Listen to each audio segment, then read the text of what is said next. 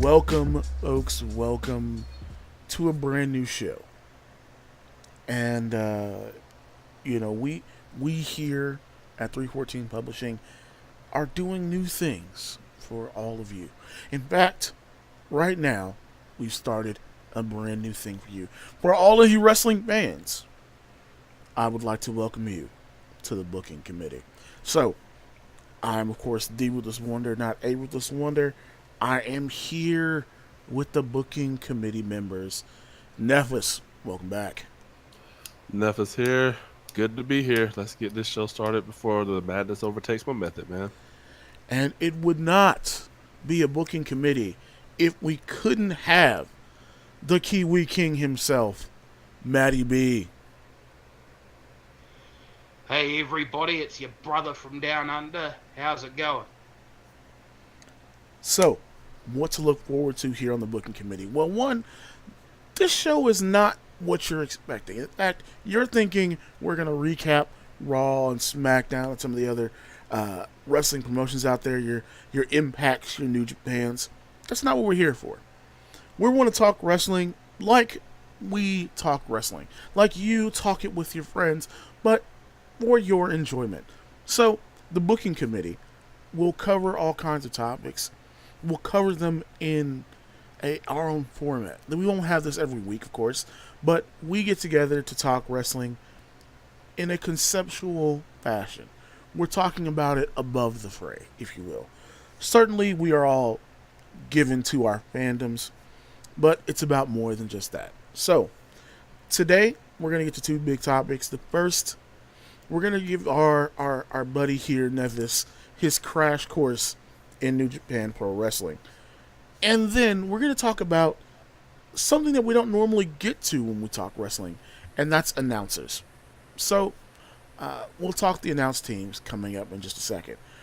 Real quick, we're going to take a break, and you'll be back with us here at the booking committee. And we're back. So, fellas, how y'all doing? You good? Everybody good? Yeah, man, I'm doing good today. All right. How about you? How about you, Matty? Oh, I'm chilling here on my throne. You know how it is with the Kiwi King. Man, all right. So, this whole thing started because when we were talking wrestling one of those random days on a group chat, we found out this man Nefas has no real background with New Japan, and we want to get him up to speed because there's a lot of cool shit, and we want him to be able to talk about it with us. So what we put together was this crash course for New Japan Pro Wrestling, and we decided not just give it to him, but to give it to you too. Um, I think the first thing, and Matt, you can definitely give your thoughts on this. The first thing to know about and keep in mind with New Japan is it's a touring company, not a TV company. Indeed.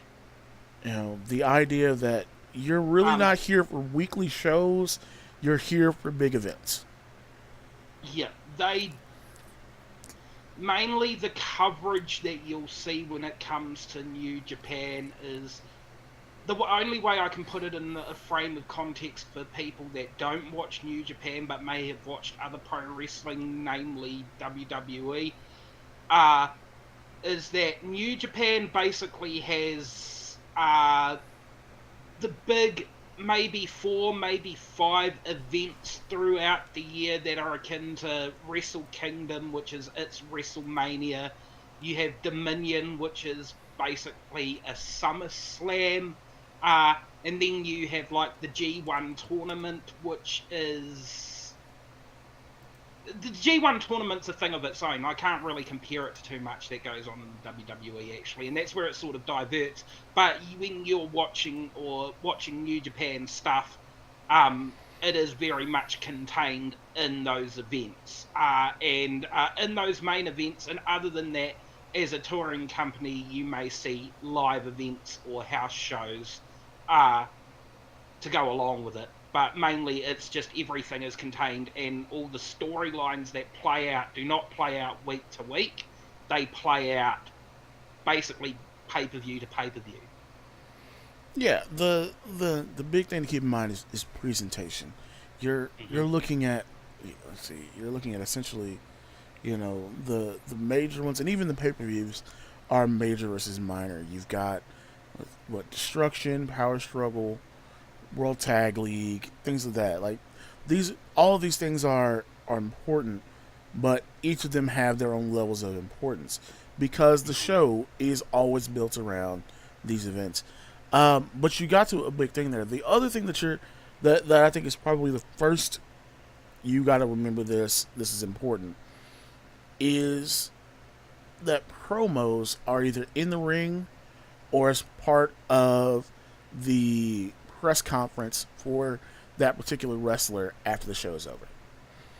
Mm-hmm. You're not going to get backstage segments. The wrestlers do appear in other things, and they may talk about what's going on with them, but they save talking about their opponents upcoming, who they might want to face. They save that for either in the ring after their match, or in a press conference after to be put up after the show's over. And I think that's a big change for a lot of people because you're used to the American promotional style, which is having backstage segments and having interview segments and having away from the arena segments on Yeah, top of even many in-ring promos. even more so now with the modern event of social media, a lot of the stuff in other promotions plays out on forums like Twitter. Yeah. Whereas on Twitter, a lot of, especially New Japan, but a lot of the Japanese promotions, they don't really use Twitter to further storylines. There might be a little bit here or there, but a lot of times it gives you a chance to really see those wrestlers' real personalities away from the ring. And that's so. And I hate to use this word here, but it is apropos. Don't look for kayfabe in social media when it comes to New Japan. That's not. Sorry to cut you off. Please, you also mentioned something about the wrestlers' individual YouTube channels as well. Yeah, the thing about it is, like, a lot of them have YouTube channels, some for gaming, but some just for their own stuff. Like, for instance, and this is kind of the big one, Being the Elite, which is primarily focused on Kenny Omega and the Young Bucks, is not really a New Japan focused thing, though it does affect things that happen in New Japan. So there are exceptions. They use Being the Elite mainly to center on the wrestlers themselves and what they are doing in the world of wrestling as a whole, and that being because they all perform on many different promotions, namely like ROH, for instance, and so a lot of the Being the Elite stuff covers that as well. Exactly. It's not really meant to be a, hey, this is only for New Japan. And so that's one of those things that you have to get used to. You're going to see a lot of content that is based solely around the in-ring itself. Mm-hmm. And that gives a much different product that you're going to want to deal with. Staying with those things to keep in mind, I think the next big thing, and Matt, I really want you to kind of focus on this, is the difference in wrestling style. Because even amongst the Japanese promotions, New Japan is more unique in not necessarily just how brutal the matches are, but how they mix a traditional product and sports style presentation with very stiff, almost not completely MMA, because there was a dark period where that was a thing, but modern New Japan does a lot of very stiff is of course the term you're going to get used to, but it's also a very focused, like there is a story being told, and the moves, as much as when they're accomplished and where they're accomplished, are part of that story. But Matt, I want you to get into that, man. Right, so the way generally that New Japan wrestles, well, Matt highlighted on it, these matches are brutal. These guys are literally, when they go into the ring to square off against one another, they're trying to kill each other. Okay, they are trying to knock the head off their opponent. If you want to see brutality in its purest example, watch any Minoru Suzuki match. That is basically the cream of the crop when it comes to just how stiff the wrestling can get within there. Because Minoru Suzuki, basically what he does is he incorporates real world MMA stuff into his pro wrestling. Like, don't get it twisted though. He isn't literally knocking their blocks off, but these moves look like they are designed to kill someone. Wow. And when you go even one step further in terms of how brutal these moves are, they all come. It's not like brutal move after brutal move after brutal move. That's not what they're about. As Matt said before, really, all these brutal moves that you do end up seeing them pull off, they have a time and a place. What you will see in a New Japan wrestling match, first off, the presentation is that a lot of the higher profile matches that are given over to actually telling a storyline, some of them they can go upwards of an hour. Yeah. They go for as long as they need to deliver the story. They will have a series of moves trading backwards and forwards. You may see the top dog really laying into his opponent, and he will go all hard, he will go all fast. You will see that pure impact up until the point where he can no longer give it anymore. He may tire out because he's gone in so furiously, and you'll see the underdog that has been punished all of a sudden get some sort of resiliency. He'll get up on his feet, and then we will see this huge comeback in terms of it looks like he's nearly dead, but he's still got a fighting chance and could possibly take on the match. There's a lot of they don't necessarily go big spot after big spot. It is there is a sequence of events that will happen that lead up to a big spot, just to highlight how huge and momentous that spot is. Yeah, each match is building to a crescendo that is unpredictable from the beginning of the match, but as the story is told, when it happens, it makes sense. Whether that crescendo is shocking to you personally from how you watch the match and what you brought to it, or whether it is something you are relieved by, giving you catharsis, it really is depending upon what the story they wanted to tell was.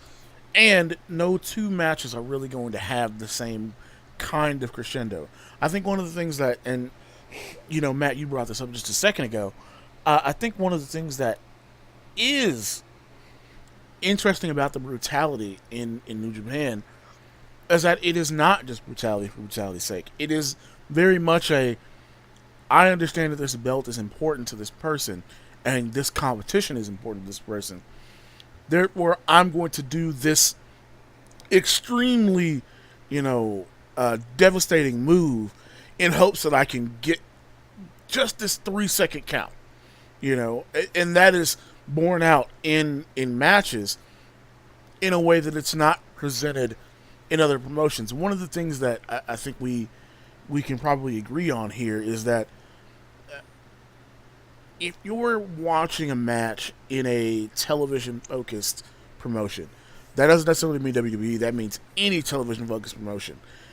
You, in a week-to-week fashion, have to present competition, and then the pay-per-view is a ratcheted up, a more powerfully shown version of the same thing. The matches are not on TV, are not supposed to be as brutal. Because they are a touring company, and there's really only house shows, road 2 shows, and then the actual, monthly or, bi-monthly pay-per-view event itself, there is a lot more room to make the match special. Even if you're not necessarily a big-time person in New Japan, because they definitely still have a very strict hierarchy with where your place is on the card. There's still a sense of I'm giving it all in this match because I want to move up. Like there's always, without having a ranking system, which is something I think other promotions could use. Without a ranking system, there's still a feeling that I'm doing this to raise my profile and make me more likely to get a shot at a title. Mm-hmm. And you might notice we're seeing things like title shots, belts, competition. And you don't hear that if you're WWE primary, listener. And I know some of you guys are. The reason that you're hearing us say these things instead of things like sports entertainers, workers, title opportunities, championships. The reason why we're saying these things differently is New Japan treats this much more like a sports competition. If you're a UFC watcher, it's going to be a pretty easy transition for you into New Japan because the presentation style is very similar. It is like you are watching a real life boxing match or an MMA match in terms of how they set these fights up, the importance of the titles. And when I mean importance, and in a lot of other promotions that you might watch, you may see the championships themselves handed around like they're a hot potato. You may get a title change every other week. You may get a title change maybe once a month, so to speak. Mm-hmm. In New Japan, if I can figure if anything can encapsulate just how important a title change is, we just got done with the longest title reign that New Japan has ever seen in Katsuchika Okada. Yeah, and he held on to that belt for the number escapes me, but at 1,500 days. Pardon? 1,500 days. 1,500 days. That's how long he held on to that belt, and he accepted all comers. 1,500. Yeah, he accepted all comers. He had a series of fantastic matches, which we'll probably get onto later on down the track in this podcast here. Fantastic matches, some of the greatest matches that you'll probably ever lay your eyes on in terms of even just New Japan content within itself. There were times where you could have almost sworn he was going to lose the belt, and his title and then he didn't lose the belt, and then it just got to a point there where you thought his reign was going to last forever. Yeah, sorry, 1,500 days is total time. The last reign was 728 days. Good Lord. Crazy. And here's the thing. That's people are listening. Years. Yeah, people are listening to that thinking, well, man, like I hate that with Brock Lesnar, or I hate that with insert champion here. The Miz, CM Punk, whoever you want to insert that has had a long title reign. For you, as an entry point, think more Asuka in NXT. You knew in your mind you thought Asuka's going to win here, but it was consistently interesting how it happened, and no one felt like the losses were, that the losses by the people who lost to her were unwarranted. Take that up at a couple levels, because as much as I in kayfabe despise Kazuchika Okada, #LIJ, I will thoroughly admit that the way they presented his reign over this time has been amazing. Not only did he face anyone who wanted the belt, we're talking about 12 title defenses over that time, meaning basically every other event that New Japan put on, the belt was on the line. But he was in matches that were not title defenses during that entire time. And we're going to get to the other big New Japan thing, which is tournaments, here in a second. But he still participated in these tournaments. It wasn't just, I've got this belt, I'm going to show up when I feel like it, like Brock does now. It was, I'm going to wrestle at every show. House shows, pay-per-views, he's there. I'm going to put the belts on the line. He is the true definition of a reigning, defending heavyweight champion. Yeah. Like, defending, and when I mean defending it every goddamn pay-per-view in that two and a bit years. 2.5, yeah. The title was on the line, and he defended it and showed exactly why he was the champ.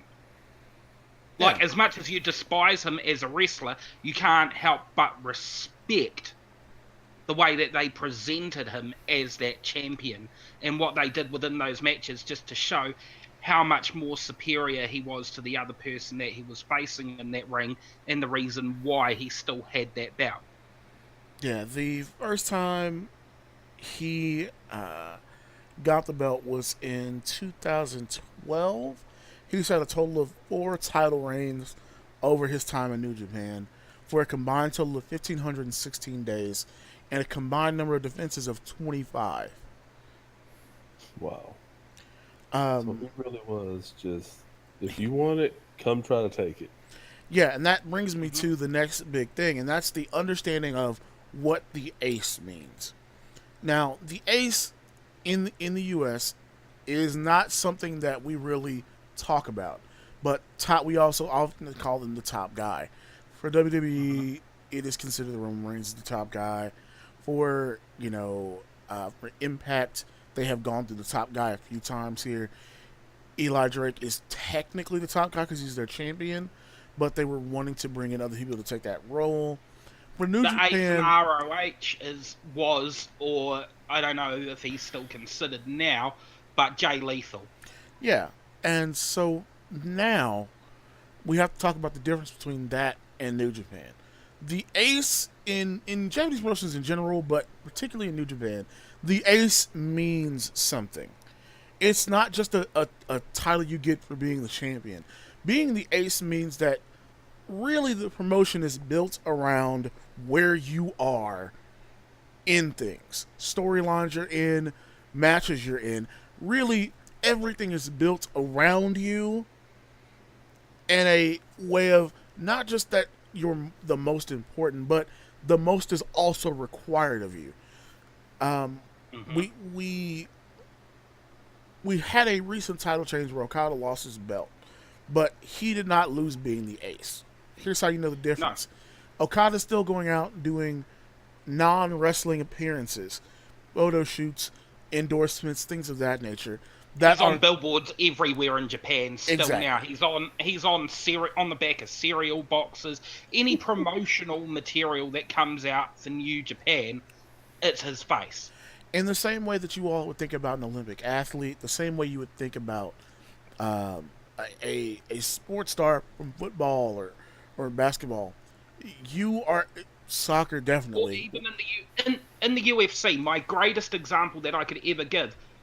There were times when he did not hold the belt. When he did not hold the belt in whatever weight division he was currently fighting in, but he was still everywhere and everybody knew his name, and he was the competitor that everybody talked about, and that's George St. Pierre. Yeah. I was actually going to go with more with Conor McGregor, but GSP is another good example.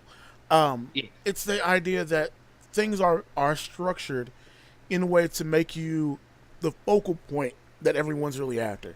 Just because Okada doesn't have the belt doesn't mean that beating Okada is no longer important. In fact, it's even more important. The last true American ace you can really look at, and I say last, not ever, I'm just saying like the last major American ace that there was would be John Cena. Which is a big thing because there was a Japanese counterpart to John Cena for the longest time, and that is Hiroshi Tanahashi. Tanahashi, yes. Who you will often hear still referred to as the ace. It's part of his gimmick now. It really is part of his character to be the ace. He is the outgoing ace to Okada, and that was a big deal. The changeover was a huge thing that had to be recognized. And in the same way that the person who defeats Conor McGregor in a UFC match will be important in the same way. The reason I didn't mention Conor McGregor is he's now steeped in a lot of massive controversy. And George St. Pierre is considered still, even now to this day, a legend within the MMA promotion. But that's the reason why I mentioned Conor. because Okada didn't come in as like Tanahashi did, as a babyface, as a good guy. Okada came in as a heel. Okada came in as a bad guy that you were supposed to find as arrogant and pompous in what was essentially a bad guy stable, but has elevated himself to such a degree that he is truly above that entire face heel dynamic. Yeah. And because of it, he is the face, quote unquote, of New Japan. He does whatever the hell he wants, Exactly. and people still hang on his every word. Yeah, and so getting us out of those things, I think those are really the major things you need to know to kind of be ready to go for New Japan. I want to talk about the difference in the system for New Japan as opposed to most American systems. And with that, what's up? Not to cut you off, it's just that while you're still talking about the Ace, so we'll have to go back to the subject. Sure. I just wanted to ask, just out of curiosity, because I know when I was talking to you and Matt about New Japan Pro, you was talking about how the fans are a lot more quiet and respectful. Um, when they cheer for the guy or boo for the face or the heel, whatever, does New Japan Pro doesn't do like WWE say like at one SummerSlam? There was a particular face of the company that everybody booed, but WWE when it came on had overlaid cheers over the top of the boos, so it seemed like everybody was cheering for that particular person. Actually, that's the perfect transition into talking about the difference in the system. The Yeah, thing about that is you would never get those overlays because to get to that point of being cheered as the ace, not just as a face or heel, but cheered as the ace, you have to earn that. And there's a very particular person who they thought was going to be the new ace that essentially didn't get that because of the crowd reaction. They recognize how important what the fans perceive is to the overall booking of the product. And so I'm going to have to ask the audience when he mentions the guy's name, because I know exactly where he's going with this. I'm going to have to ask the audience to disregard Matt's clear and total bias towards this character. He mentioned LIJ. He has a clear and total bias right now, so disclaimer. You damn right I do. The things that he's going to talk about are pure factual. I'm going to talk about the real ace of New Japan, Tetsuya Naito. But we'll get to him in a minute. Because his story is very interesting because of what you just asked. And really the thing, Nefas, is they wouldn't overlay the crowd reactions because not only are they streamed live, but also the idea of a crowd being too over the top during a match doesn't really happen. Because of the difference in Japanese fans and how they approach wrestling, it is a lot more akin to watching a football, whether you mean soccer football or American football match, than it is to watching WWE product, because for the most part the crowd is silently watching with respect until the big moment. In the same way that during a football game, if your team is on offense, you're not paying any attention to like cheering loudly. But if you're on defense, suddenly you're raging. It's that same mentality. So if you guys are used to that, this is another good entry point for you. But I want to get to those differences in the system because that you just talked about is important. The reason that you have a different approach to where you are on the card, being the ace, booking in general, is that there is a system in place to get you there. And they're gauging everything from crowd reaction to merch sales. The merch sales are important, but the crowd reaction to you and your matches is also important. If they're getting behind you, it doesn't matter how good your moves are. If they're not getting behind you, we're not moving you up the card yet because that could be detrimental to your growth. Yes.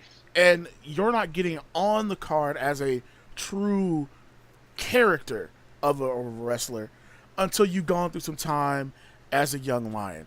And Matt, you're more the expert on this side of things, so I really want you to talk about how someone gets to the Young Lion stage, kind of where a lot of those people come from, and just that part of the system. Okay, so before becoming a young lion, there's actually a whole other system in play there. New Japan had things called dojos.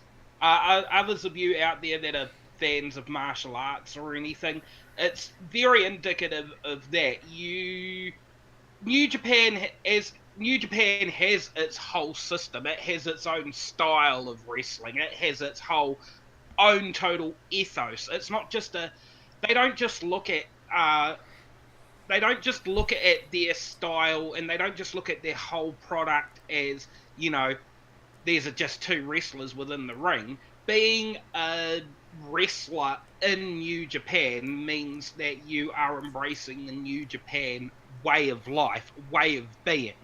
And that all those values are instilled in you from way back when you were in the dojo. We even have a dojo here in New Zealand run by none other than Bad Luck Fale. He's been a staple guy within New Japan for many years. He's an original member of the Bullet Club, which is one of the biggest biggest foreigner stable in New Japan. And what they generally do is they induct dudes into the dojo, and these guys will train. They can train from anywhere from a year to 2 years to 3 years to 4 years. They go in the dojo, and from the stories that I've been told and stuff like that, you start off doing things like cleaning the mats off every day, getting everyone's meals in, all of that sort of stuff. You really have to, before you even become a young lion, you have to earn your way, step by step, up to becoming a young lion. And when you graduate the dojo, then it doesn't even stop there. Then you've got to go through the whole young lion process. You have the junior heavyweight bouts, and you have the junior tag team bouts, and all of that sort of stuff. And it's a step by step process. You really have to truly earn your spot and do everything that you possibly can within that company to maximize yourself as a wrestler, and not only yourself, but the stories that you are involved in, elevating them as high as you can to prove to the company within itself that you have got what it takes to move up that card and move. And that's the same from way back in the dojo. Yeah, you've got to prove that you are dedicated to the sport. You've got to prove your dedication.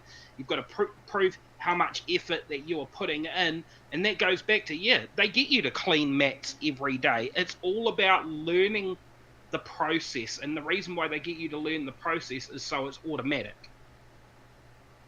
Yeah. It's automatic, so you're moving without thinking. And so at that stage, when you're in the ring, when you're at the level like Katsuchika Okada, they tell these stories like they're breathing within their matches. They're not even thinking about, okay, so I've got to do this spot, then I've got to do that spot, then I've got to do that spot. They're not thinking about that. All those different spots, the many different spots that they can pull off within the ring are all automatic. What they're formulating is kind of like a chess match. How am I going to move, and how am I going to do what I do, as well as work with the other wrestler within the ring, not just to sort of get my bit in, but to tell this amazing story. We're no longer thinking about moves or anything. We already got taught all that back in the dojo. So yeah, there's a process, and it's a step by step by step by step. And I don't really have anywhere else that I can compare that to in terms of other promotions. Like New Japan is quite different within its own system in terms of doing that. Exactly, and that's one of those things. Like the time and care put into building you the right way, because not only is that humbling you, but they also respect the grind that it takes to get to onto the card, in a way that, we have all heard about the egomaniacs and the politicers in American wrestling, and that's not really a thing there. No, you don't. There are Everybody knows their place. That's just it. and they know what they have to do to elevate their position. Yeah, a lot of the politicking gets taken out when everybody can identify with that same struggle to do those things. So I want to get deeper into this notion of the system by having a booker and really a booking committee, but really there is a head booker of the booking committee there, as well as taking the sport approach. It makes for a different view of the product. One of the important things is storyline, and that notion of the match is the story, but also there is an overarching story that could be told as short as a month or two between two pay-per-views, or as large as, in the case of Okada, the last 2.5 years. Like, I want people to really understand this. Like, and the thing is, it's not over. Like, we are in the middle of a 2.5 year long story of Okada as champion. And this story in particular, we're starting with this one, talking about this one first, because this story in particular really starts with the very short reign of Tetsuya Naito, and is not over now, even though Kenny's won the belt, is probably not going to be over now until sometime in 2019. Whether that's Wrestle Kingdom or sometime after that, I don't know. But this is a story of him rising as the true dominant champion, coming into his own finally as the ace, and also proving what it takes to hold on to that belt, and now what it takes to get it back. And that's a huge story. It has multiple players in it. Certainly there are, due to some unfortunate incidents, there are some people who I think probably would have factored in more, but haven't because of injuries that happen. There's one big name that comes to mind.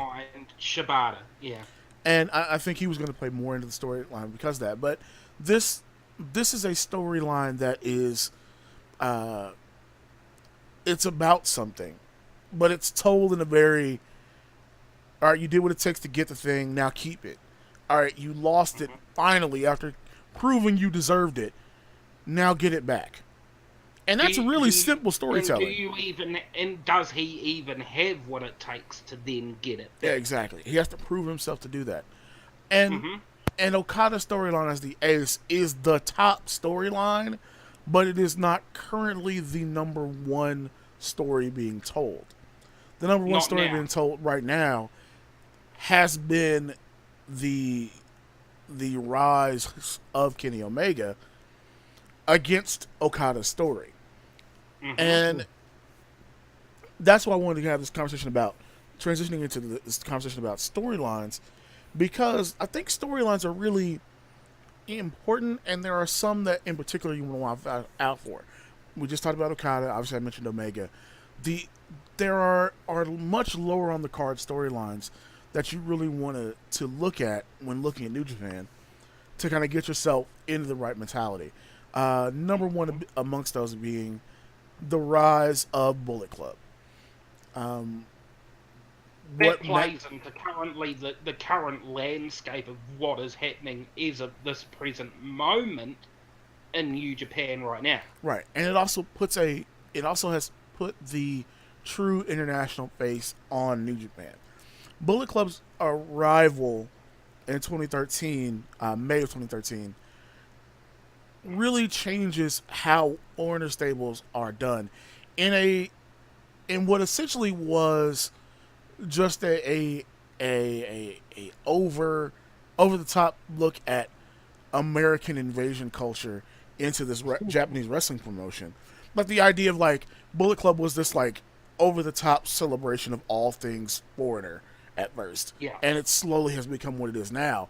But the development of Bullet Club as a stable, as a faction, and the need for strong factions has made it has made it a storyline in and of itself.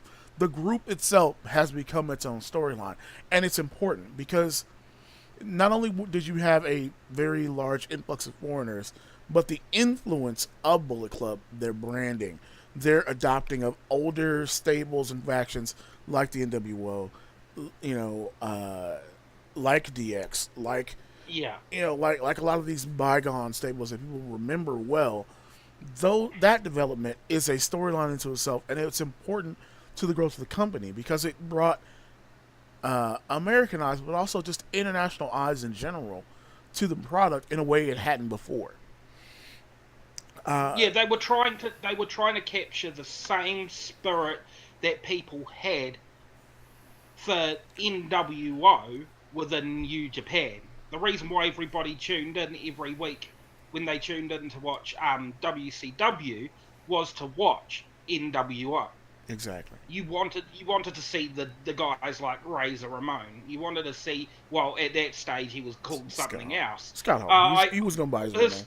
Scott Hall. You've got Kevin Nash. You've got then the whole dynamic changed with the big heel turn of Hulk Hogan and all of that kind of stuff. And that's interesting because even Bullet Clubs tried to capture some of that stuff as well. Well, yeah, and the storyline of Bullet Club's rise, its seeming takeover of everything except for the top belt. Though at different points it has had that belt. It is part of that great storytelling because And it it's wasn't just interesting that we up here, take all the belts, and then reign over things. It was a fluctuating leadership because at the time all their contracts were 1 year deals. It was a lot of it was the beginning of some infighting, which is currently going on. It was this notion of who's really safe from Bullet Club, but also it was adding new members, younger members in different divisions to give them a chance to be presented differently on the card. And not just who is safe from Bullet Club, but now you've got a story of who is safe in Bullet Club. Exactly. And that's another one of those major storylines. I wanted you to talk about, because even more than I am, you love you some, Minoru Suzuki. Can you talk a little bit about because there were parts of it that I am much less versed on. I know at one point Suzuki Gun was both in New Japan and in Noah, and then they were all in Noah and then came back. But can you talk a little bit more about how that was done? Because I am still fairly foggy on those details. I'm actually quite foggy on those details now because it's been so long. I know more of their story within. I don't actually know their story within Pro Wrestling Noah. I sort of know more of their storyline since they came back to New Japan. Right, but for some time they were doing double duty, and then they went all Noah, right? Yes, they did. They were Okay. doing they were doing double duty. They were basically what they were. Well, it all plays back to the original storyline that Suzuki Gun within themselves are almost looked at as mercenaries within New Japan. Well, not just within New Japan, within Japan themselves, they were seen as guys that could be hired for. So they didn't have any loyalty to any particular brand. They only had loyalty to the dollar.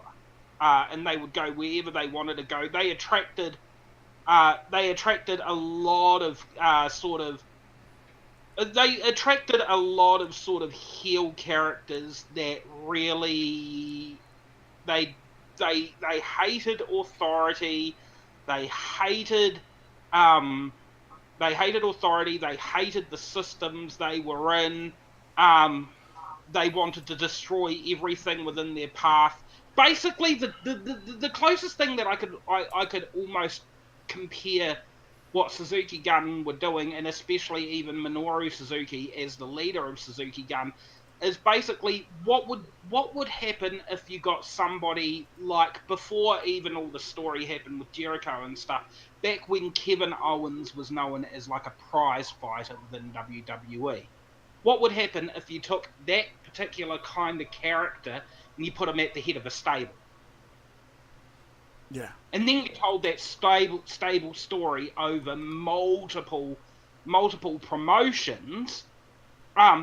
And then they bought them, and then they turned around and they cut them off. Funnily enough, though, my most favourite member of Suzuki Gun is not actually, like, don't get me wrong, Minoru Suzuki is the man. He is the man, the myth, the legend. He is basically the pinnacle when it comes to the stiff style that New Japan sort of employs nowadays. My most, only because it's interesting, because I could never actually, because I've also seen him in multiple promotions, I could never truly picture him. It's like he almost didn't fit the mold of Suzuki Gun, but he was still there nevertheless. And that's Zack Sabre Jr. Yeah. Which is weird, because I know his character and I know the stories that he's been in. He to me seems like somebody that would more fit in with being in Bullet Club, believe it or not. But they put him in Suzuki Gun instead. Yeah. Yeah. So the idea of them going out to the promotions really was an interesting thing, but it's also another one of the storylines. Their return happened after the first Kenny Omega versus Kazuchika Okada at Wrestle Kingdom match, and it was a big deal because they had been in Noah for so long, and their return was, well, like I said, was a story unto itself. That is kind of what you get. You get a lot of you will get a lot of important things like that happening, where the storyline might be, all right, this guy's not in a faction now, he's joining one, but they tell that in a much more interesting fashion, like a long-term fashion. The idea of long-term booking is not 2 months. The idea of long-term booking is a year, 2 years. Yeah. Generally starts at a Wrestle Kingdom or finishes at a Wrestle Kingdom, and then, as you said before, they do a lot of press conferences after the show. Exactly. And that's generally when they'll start the next storyline that'll go for a year to basically the next Wrestle Kingdom, and is told over the multiple like Dominion shows, is told over even the Road to shows and all of that kind of stuff. Yeah, Suzuki Gun is in its own thing right now, where you're wondering what position is Zack Sabre Jr. really there for, because it looks like they are trying to slowly give it over to him. We don't know. One of the things that I think is interesting about them right now is they have one of my favorite wrestlers, I think, got a Raw deal in the U.S., and that's Taka Michinoku. Ah, yes. Taka was my guy. I hated that they did that fucking racist-ass overdubbing of his voice half the time in WWE, and like I'm just glad I'm always happy when I get to see him. He's also a trainer, and apparently is amazing when it comes to being a trainer as well. So it's good to see him. But I want to get out storylines with the last and most important of all storylines, because it's so. This has been told so long. I don't know if this counts as a storyline in just this man's career at this point, and that is the story of Tetsuya Naito. So one of the things we didn't talk about when we talked about the system of New Japan, we didn't necessarily talk about the excursion. So the excursion is usually what happens is after you're young line for a bit, maybe they're not quite ready for you to go up onto the card. You might not have a character truly fleshed out just yet. They send you on an excursion out to go to other promotions and learn some stuff and come back. One of the recent ones to come back is the current IWGP US champion, and of course the Kiwi King's favorite, Jay White. Jay White, my man, that's another interesting story to tell, because there's not only do you now have Okada, he's going to try and fight his way back to the top. Okada's got got to watch out. He's got to watch out behind his back because my man Jay White is there to throw a spanner in the works. He joined Chaos. If the storyline that they're telling with Jay White is very much the embodiment of the faction that they're in, Chaos. He is truly chaotic. He didn't join the faction out of any sort of like, you're the better faction, rah. He joined the faction with one singular purpose. How am I going to get a shot at the title if I'm not in the stable that has the title? Basically, he put Okada on notice by joining Chaos, is what he did. And now that Jay White has a title and Okada doesn't have a title, the more interesting story that might be told within their faction as well is like, well, I know you're the top dog, Okada, but as you said, the top dog of the company is the one that holds the gold, and I currently hold the gold. So there's another interesting storyline that may unfold as time goes on this year. And Jay spent a lot of time here in the U.S. working with ROH and some other promotions. He came back to New Japan with his Switchblade character, which I think that they need to do some more refining, but I think it's a good base for him to work from. And that, of course, he's got enough tools at this point where he deserves where he's at on the main roster Switchblade right now. character, you say? Yeah. Definitely one to look up. Definitely gonna. I actually think you really like it a lot if you look him up, Nefas. But I'm gonna look it up while. Yeah, but now we get to the real ace of New Japan, the man in which all things are and will be in New Japan. That man is the Stardust Genius himself, the leader of Los Ingobernables de Japón, Tetsuya Naito. Keeping it tranquilo all day, every day. Hell yeah.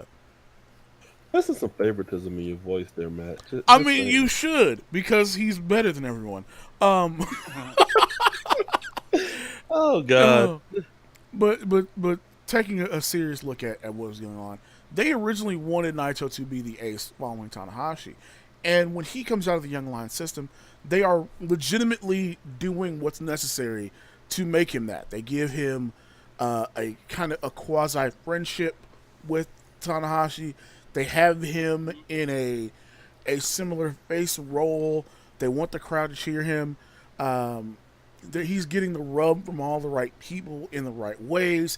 He's putting on, from a proficiency standpoint, amazing matches for his age and the time and his experience.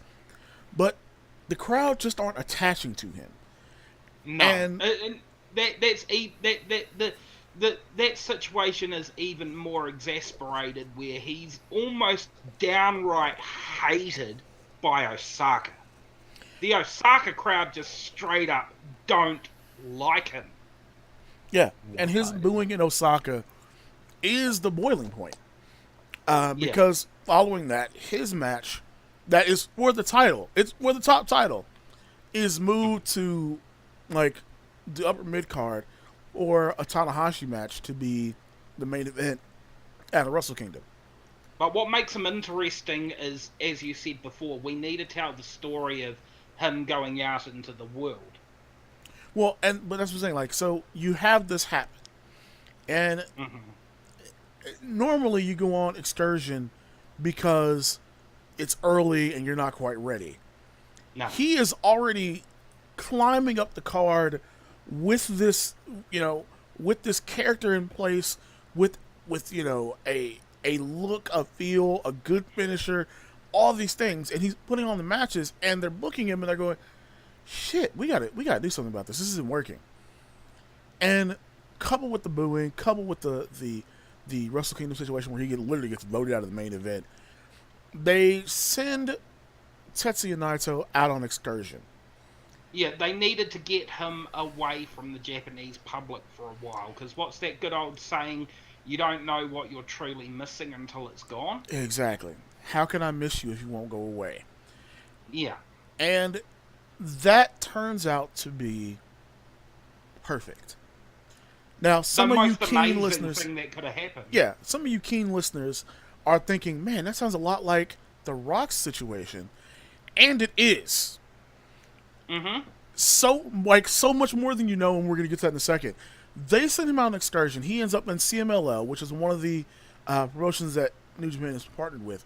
CMLL is, of course, a Mexican promotion, and they have going on a very cool storyline where La Sombra, Rouge, and some of the other mass wrestlers are now.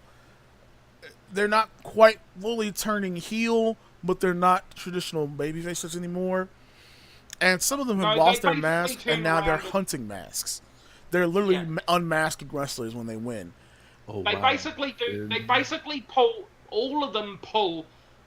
And the greatest terms that I could put it in there for, especially for American wrestlers, and they're sort of used to the way that American style wrestling is done and the way that storylines are presented. It's basically Stone Cold Steve Austin's story, where he went heel, but when he came back towards being face, he wasn't truly face either. He was in that point in the middle where it was middle fingers to everybody. I do what I want. That's kind of what they ended up doing then and there. Yeah. And if you're talking about mask hunting with Mexican wrestlers and luchadors, their mask is a very, very important thing to them. Yeah. And so And it's getting them over. And that's the thing. It's being done so well and being booked so amazingly that these guys are incredibly over. And at the height of this, you have La Sombra, American fans will know him as Andrade Cien Almas, introducing their newest member at a press conference, like full-on press conference style, and it's Tetsuya Naito. Mm-hmm. And the Mexican crowd goes, "What? The Japanese guy is joining you guys? Like, why?" and at first you're just like, okay, this is just a way to hide him in a stable so that he can kind of get used to their style of wrestling and add some cool things here and there. And then we have, and like I said, this is an important storyline for a lot of reasons, but we then have what may go down as the progenitor for a lot of people's promos to come since then, and that's the En Japonés Por Favor backstage interview. So CMLL ends an event. Los Ingobernables has just won basically every match they had, and they are going off. They're still like sweating from the match. They're going off in this in this press conference after the match is over, and they're talking. They're asking everybody questions. Naito's just in the back, chilling, messing with his hat, looking entirely unaffected. Just he's looking like a disaffected millennial dickhead. Like that's really what he's doing at the time. And like I don't give a shit about what any of you guys are doing. Like this is a waste of my time. Why am I even here? And then, well, if you're going to force me to be here, well, I'm just going to sit in the back and play with my shit and not show you any sort of respect. And so that's already interesting because it's playing against the rest of the stable really taking a very active, like, don't get me wrong, they're still all tranquilo, that's where all that comes from. But they're still very much, like, post-match intense, we won this shit, we're big dogs. And he just doesn't give a shit. He's just in complete doesn't give a shit mode. He is the essence of tranquilo at this point. Yeah. And then a reporter decides to say, we want to ask Naito a question. And they're like, oh, really? So the rest of the stable pushes him forward to them so he can lean in and talk. And they start asking him questions in Spanish. And he puts his hand up and says, en japonés, por favor, en japonés, over and over again. He's shutting up the reporters, continuing his disaffected millennial thing. But you have this thing of like, he understands what we're saying. He's telling us that he's only going to answer if we ask in Japanese. And that's and there are even modern storylines that still use that. The most recent one that Shinsuke. I can think of is Shinsuke when he turned heel and he turns around and says, "I know speak English." Yeah, and these things, this moment right here is when you realize he's got something. So he had left as a babyface, happy-go-lucky, trying to get the crowd to love him. And he comes back from this excursion, creating his own Los Ingobernables de Japón. That's why it's L-I-J, not L-I. recruiting his own stablemates slowly over time, not in a immediate fashion, but taking the same mentality, this tranquilo mentality, to New Japan, and it's such a break from how they do things that one, he has to be a heel because of course, but he also is bringing a different mentality to his matches. His matches look different. His storyline then becomes about how his being done wrong before going on excursion translates into how he treats the company having returned.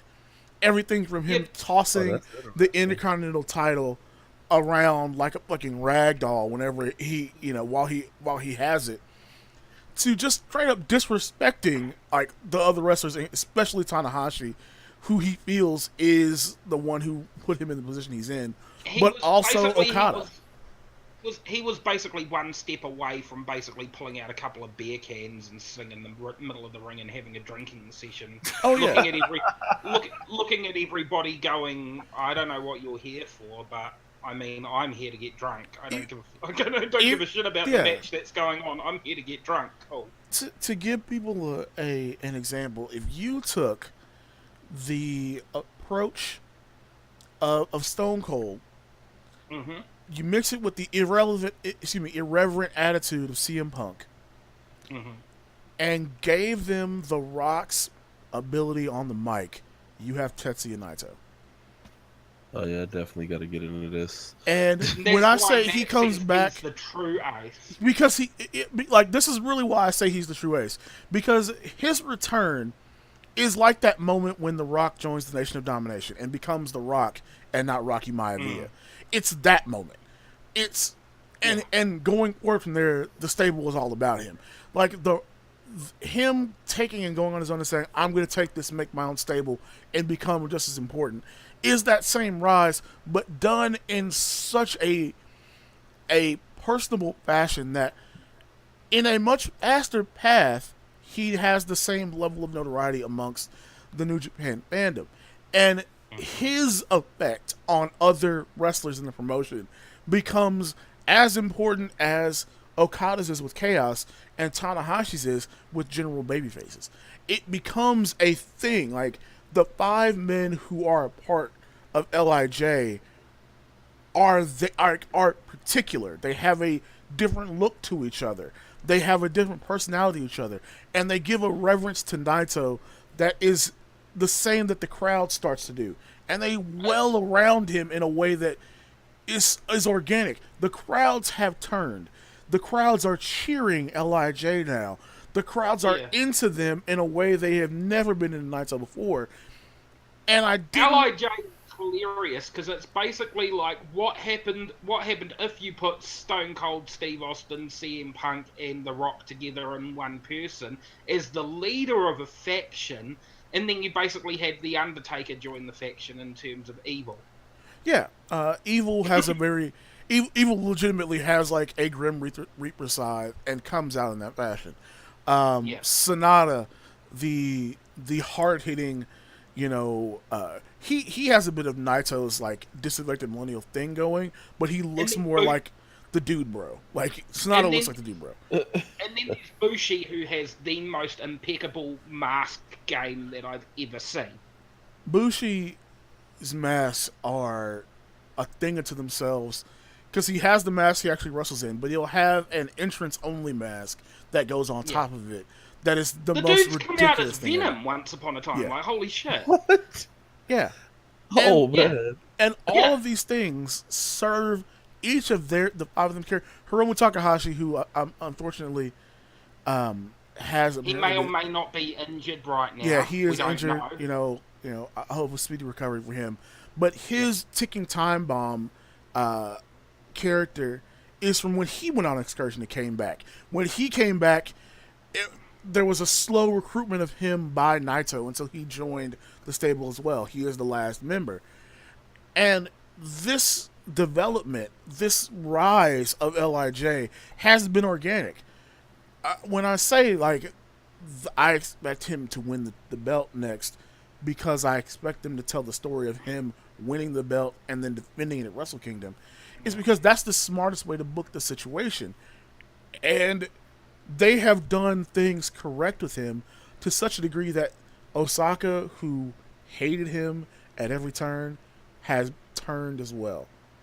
That Yeah. there is no name like his name when it comes to like turning a formerly angry crowd, a formerly disaffected crowd onto your side. He has done it at a level that again you really can only say The Rock has done it anything like him. And I've got to be completely honest here. I can almost guarantee you some of our listeners out there probably don't want to hear me, of all people, talking about Lij, because it's probably fresh in their memories as to what a fellow Kiwi dude did to one of their members. Go on. yeah, What listen, There happened? was a gimmick that Hiromu had with Daryl. Daryl Takahashi, this bear that he used to take to cats. every It's a cat. cat. It's a cat. Okay, it's a teddy bear cat. Okay. He took this cat to the ring, and this cat sort of gained its own personality, even more so that Daryl Takahashi. There were wrestling matches where wrestlers were wrestling Daryl. The cat got over. The, Okay, the stuffed cat the got cat got over. over. Way Yeah. over. And then my boy that I talked about before, Mr. Bad Luck Fale, who has a dojo up in Auckland that he runs for New Japan. He comes out one day and he's like, he basically being the heel that he is, and he's like, man, I ain't got time for this shit.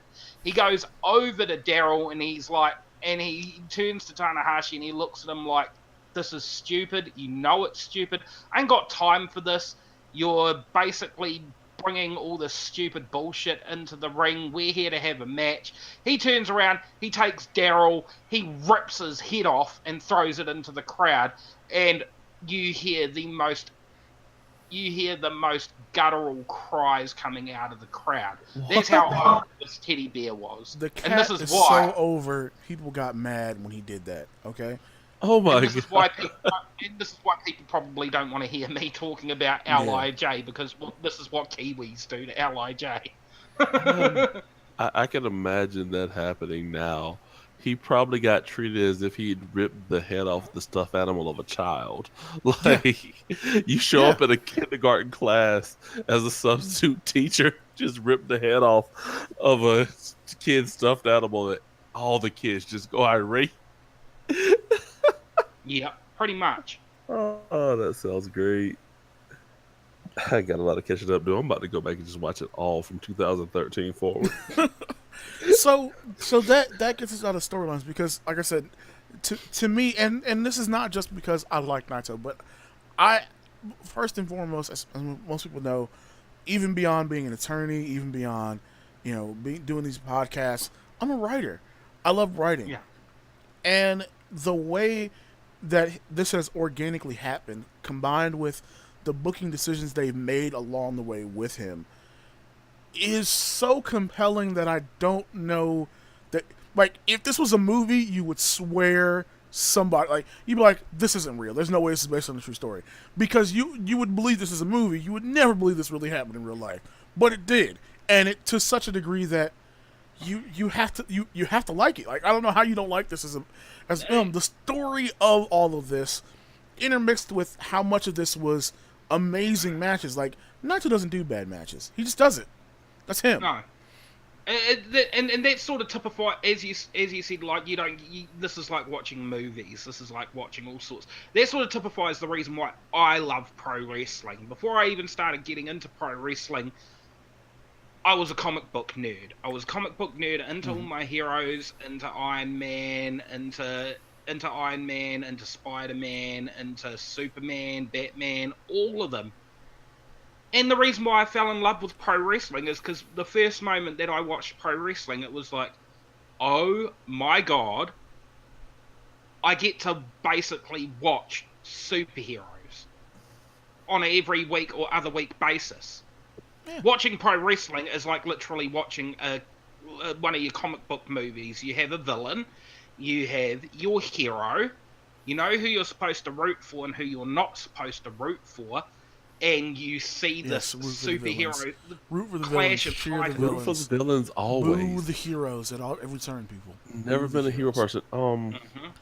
But but in a It's just- serious fashion, There's In a serious fashion, that's the reason why I fell Yeah. in love with pro wrestling. yeah, Is because it's like literally watching a comic book unfold right in front of my eyes with real human beings. you know, I get to see aerialists flipping like I've only seen Batman and Robin and stuff like that flipping. I get to see these smaller guys, these smaller heroes like akin to I get to see guys like Will Ospreay, who might as well be Spider-Man at this point. I get to see him felling big huge tree trunks of dudes like friggin' what's his name? Elgin. yeah. And I don't get to see that anywhere else, but No, you don't. he fells him in such a way that you believe it. And that actually brings us to the next thing, which is important matches. We talk about these storylines, and the matches are as important as the storylines are because again, a lot of story is told in these matches.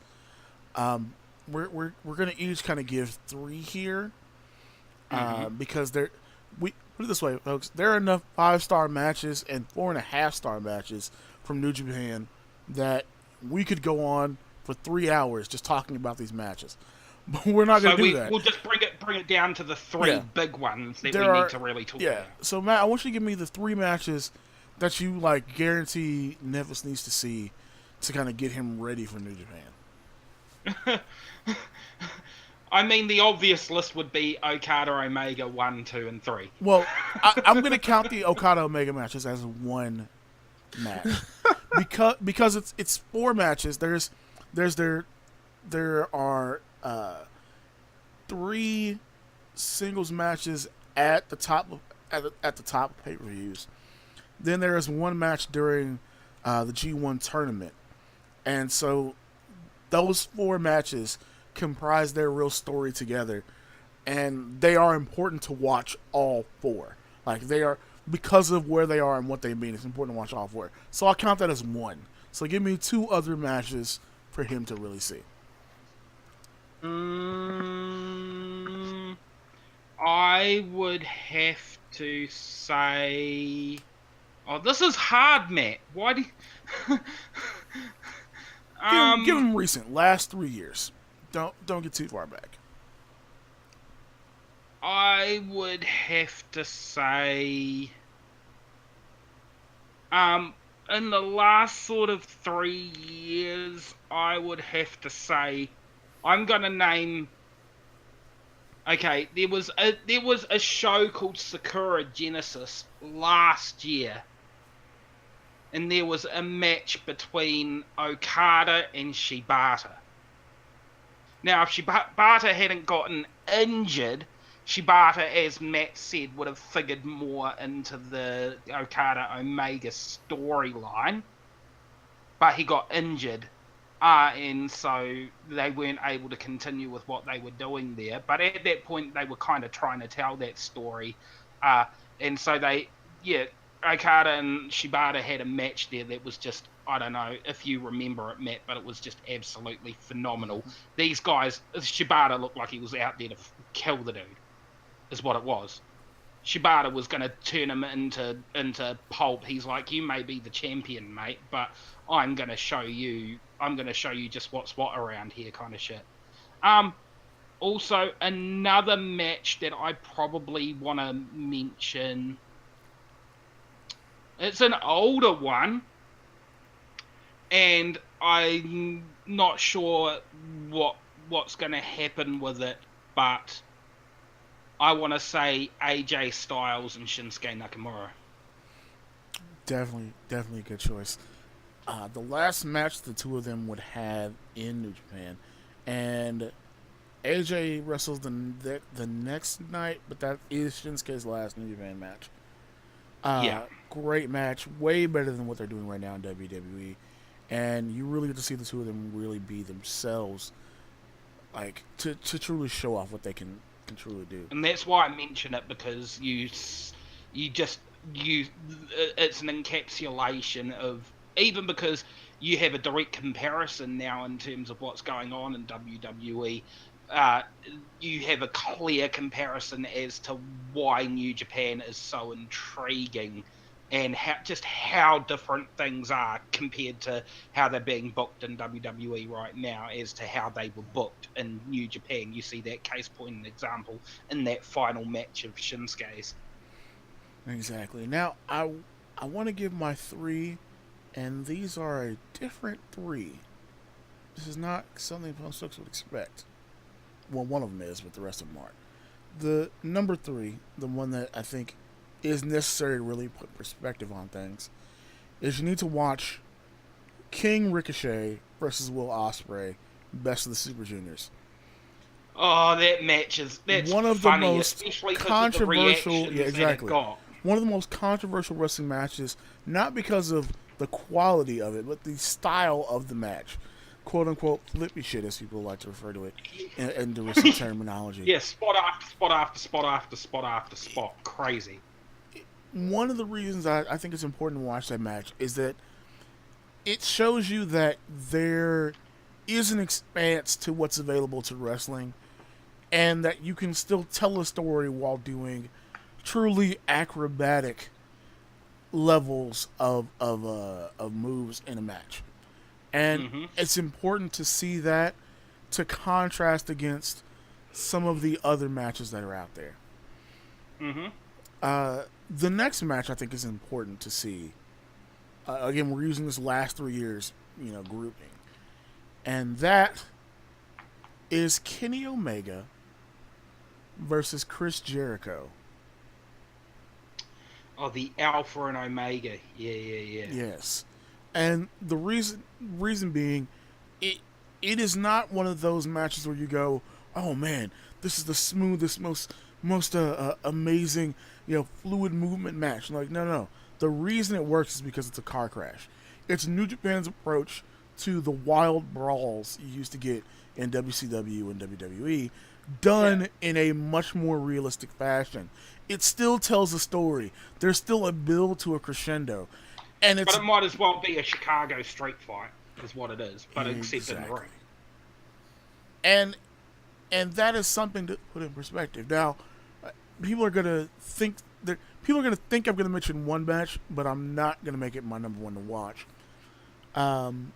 People are thinking I'm about to say Tetsuya Naito versus Kazuchika Okada, Wrestle Kingdom, but I'm not actually. What I'm actually gonna say instead is Tetsuya Naito versus the man himself, Tanahashi, the ace, for the Intercontinental title. Yeah. Now, why? Why do I think this needs to be done? Because it will put in perspective to you the notion of story culmination.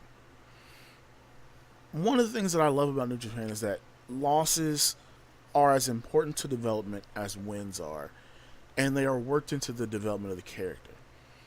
And this is a point where you had to be kind of mad about the loss, but you also needed to be happy about what it seemingly was a foretelling of, that something bigger was coming.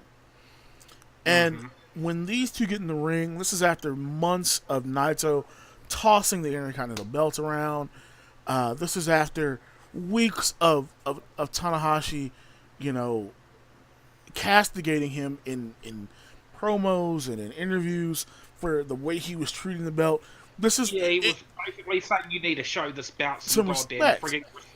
And he's approaching it in this feels like real beef, but over something that is the intangible reverence you should have. And it's really well done, and it to such a degree that, I think it is, of the last 3 years, one of the most important matches to watch. And those are my three. You watch those three, even if you don't do any of the other stuff that we talk about here. Those three, from me and from Matt, are 6 matches that'll really put you in the right place. I know technically that's really more than 6 because there's 4 Okada Omega matches, but that's what I mean. I want us to wrap up here talking about this. with the events, and because we kind of all talked about the characters of New Japan and the importance of them, there are, I would say, three tiers to New Japan events. There are the marquee pay-per-view events.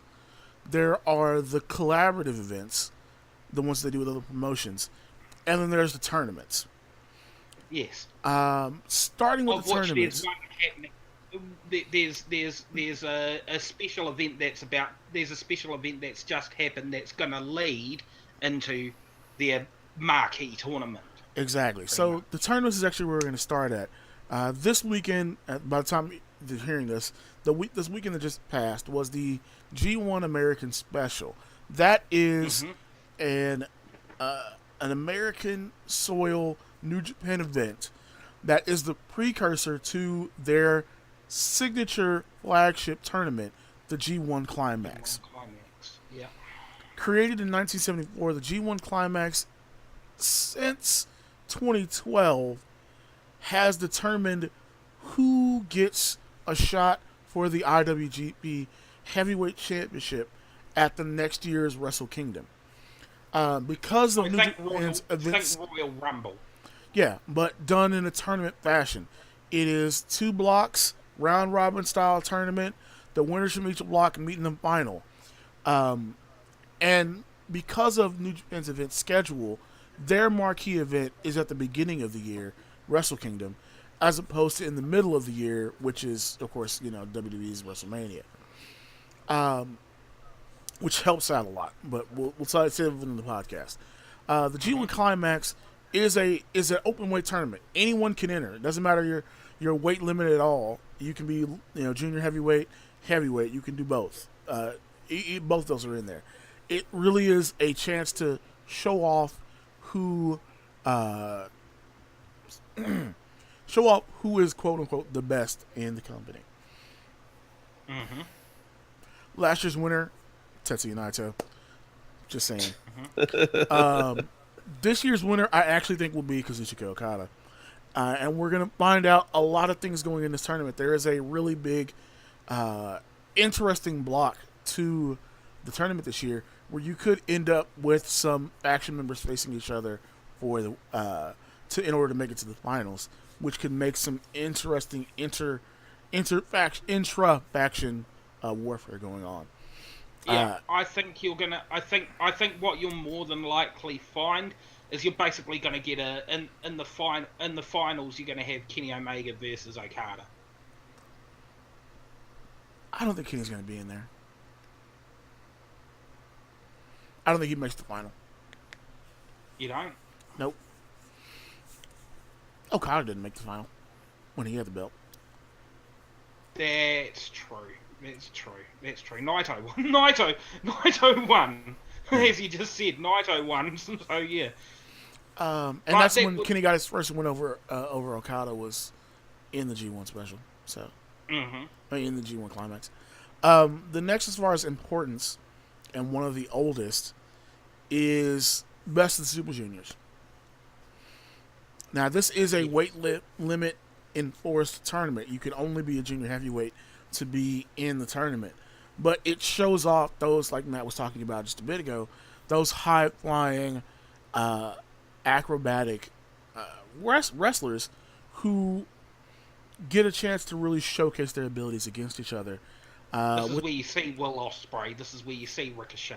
Yeah, this is where you see Hiromu Takahashi, who won this year's tournament. And those moments, those moments in that tournament, really are the ones that are talked about the rest of the year, because there's usually some amazing spot that you didn't think was possible that happens in that tournament. The best of the Super Juniors, I would say, they still do tell storylines in there, but those are the ones where the storyline serves more as a vehicle to show off the wrestler's ability versus, say, the other ones where you see the wrestler doing everything that he can in his book to tell a story. the other way around in the best of the Super Juniors. Because really, you just want to see guys doing some flippy crazy shit. Is what you want to see at the best of the Super Juniors. And that's what you're going to get. Yeah. I'd say next, as far as importance, is probably a tie between World Tag League and New Japan Cup. World Tag League is an open weight, so no weight limits tag tournament. That's also annual. It's coming up later on this year. The New Japan Cup is a classic single elimination tournament. Even though it's open weight, it primarily has heavyweights in it. There's the Junior Tag League tournament, which is for junior heavyweight tag teams. And then, of course, there's the Young Lion Cup. And that's usually where you find out which rookie they really want to put some momentum behind. It's a round robin format, but it's all about the rookies. And basically you look at it like this: whoever wins the Young Lion Cup is probably the next contender to be moved up from the Young Lions into the main roster, so to speak. Yeah. Speaking of, their tag tournament and everything, I was looking them up, and they have a championship that seems really interesting to me, and that's the Never Openweight 6-man Tag Team Championship. Yeah. Right. And I was gonna mention the belts here in a second. Oh, my bad. The thing about the 6-man belts is that it gives you really a chance to really be more of a faction belt, and to keep those things going. The never open weight titles have a very interesting history that we'll definitely save for another show. But there's a lot that went into that. You have to talk about a series of events that happened that led up to why it's called the Never Open Weight to begin with. Yeah, that's a whole other show topic. But it is a 6-man trios belts are interesting to me because I think there are a lot of companies that could use them, and there are a lot of companies that overuse them. Like, I would really definitely say WWE could really use a 6-man belt. I was thinking the same thing while I was sitting here reading about it. Especially, namely for the New Day, for factions like the New Day. Yeah. It give the factions that they have a reason to actually be a faction. Push the faction and be a faction. Because like with the New Day tag team championships, 2 of them have belts, 1 of them wouldn't. And if that one goes on to get a solo gold, then he's got his own thing going. But if they were to introduce a 6-man belt or some kind of faction oriented title, they could really strive as a group. Exactly. Even the Shield could have benefited from that back in the day. In the end, you ended up having them with tag belts in the United States. And it would allow you to tell more stories because those singles belts would be held by singles champions, and the trios belts along with my thought back in the day when they were doing the brand split was you should introduce a trio belt on the brand that doesn't have the tag belt, so that it would be an interesting different look on that brand.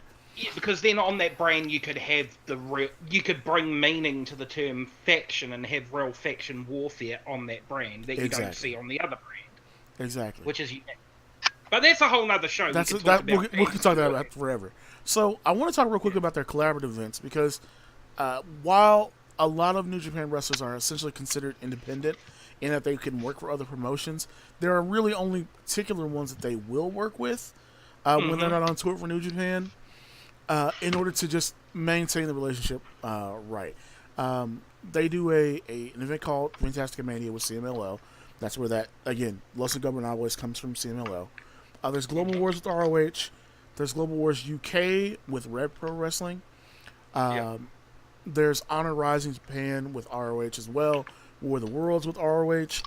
And there's also Strong Style Evolved, which is them doing events in the UK, which often will partner up with multiple UK promotions.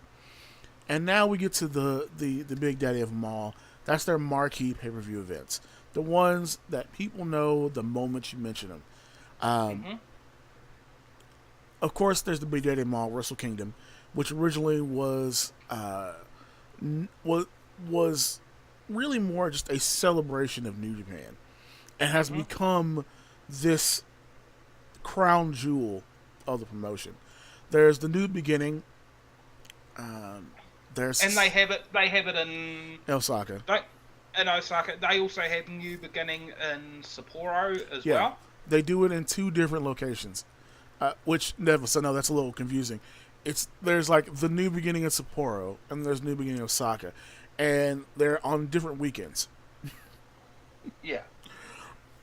Essentially, it's the same event held in 2 different places. Yeah, it's just 2 different nights of the card.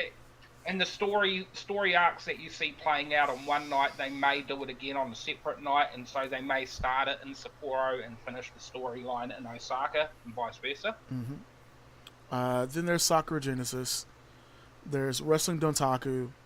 There's Dominion, which this year is where Kenny Omega won the IWGP Heavyweight Championship. Which is basically like a SummerSlam, for want of a better term. Yeah, that's an easy way to put it.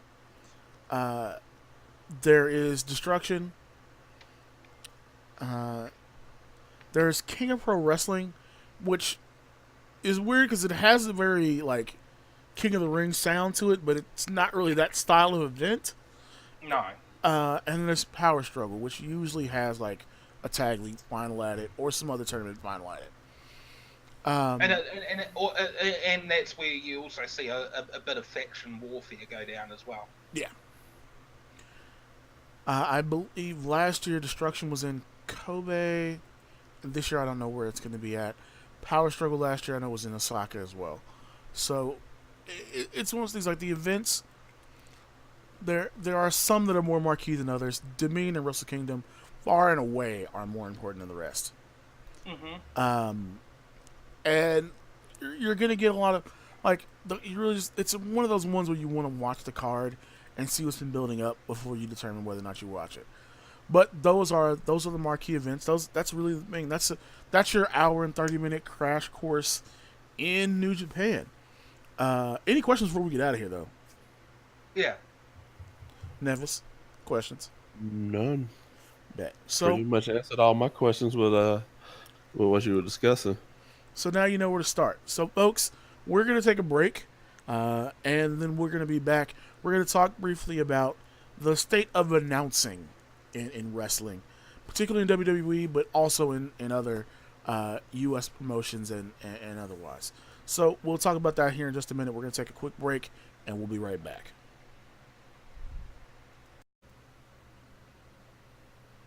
And, folks, we are back. So I hope you guys enjoyed our discussion of your crash course in New Japan Pro Wrestling. Before we get out of here today, we do want to talk a little bit about announcing, a bit of an unsung area to wrestling in my mind. And I think everybody knows the effect of some of the more classic announcers, your Gorilla Monsoons, your Bobby Heenans, your definitely your JR, Jim Ross. And I would even say, to a very large extent, your Tony Schiavone's and things of that nature. But I wanted to talk about modern announcing and what I see, to me at least, as a bit of an issue going forward. I want to start with WWE because it is a major focus of the problem, but I'm going to expand out to a couple of promotions here as I keep going. WWE has a situation that I think in 5 years they're going to have a serious problem. And it's because their biggest weakness is also their biggest strength. Corey Graves is amazing as a play-by-play guy. As a color commentary guy. The problem is he's on both brands. And by him doing that, as good as he is, it doesn't give you a signature feel to each presentation. The other problem I see with that is that he, as the color guy, is having to carry the show. What do I mean? Michael Cole, for as much as he has to do all the shilling for Vince McMahon, also has a play-by-play style that is not exciting. It's very matter-of-fact presentation. It's like he's reading a teleprompter while he's because he doing is. this. But that's what I mean. Like, because Michael Cole has to have that position, Corey Graves is the more bombastic character that you attach to. And in Tom Phillips' case, I just called him Tom. In Todd Phillips' case, he Shame on you. it's Chris Jericho's fault. Blame Jericho.